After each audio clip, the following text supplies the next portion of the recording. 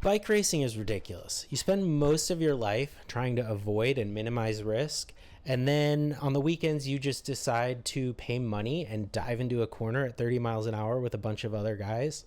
But when you get it right and when you're in your flow state and you just absolutely nail everything, it's so perfect. That feeling is indescribable. There's a kind of pain that comes only from bike racing too. When your legs are gone and every part of you is screaming stop, but you just keep going. There's something honest about that kind of effort and about that kind of pain.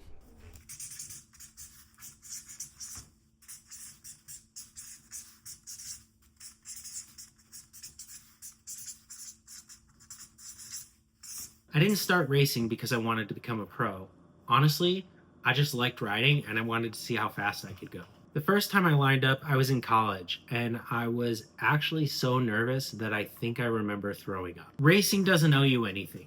The sport won't tell you good job or make sure you have fun. If you want it to be good to you, you have to give it everything. You train all winter, you obsess over nutrition, and you don't do it because it's easy, you do it because you need to. You can train perfectly and still get dropped. You can have the best legs of your entire life and still never see the podium. But every once in a while, man, it clicks. And that moment keeps you coming back.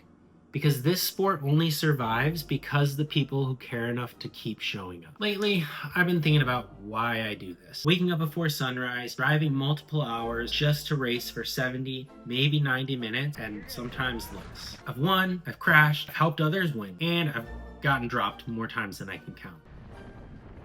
And honestly, once you leave the race, it's all kind of meaningless. But I still show up year after year. I've been doing this now for almost 15 years, I think, which is crazy to think about. But that's what I love about it. Racing changes you.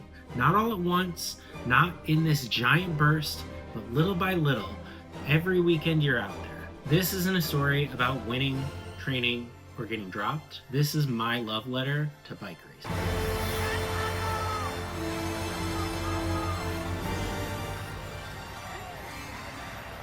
I've spent more hours on a bike than I'll ever get back, but somehow that feels like an even trade. Every scar, every watt that I've put out, every long drive home after a DNF. It all stacks up into something that starts to look a lot like love. Listen, racing doesn't last forever, but that feeling of being part of something bigger than yourself does.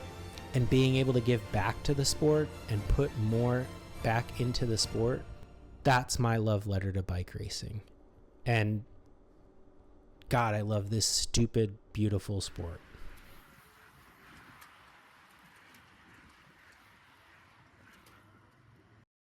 Thank you guys again.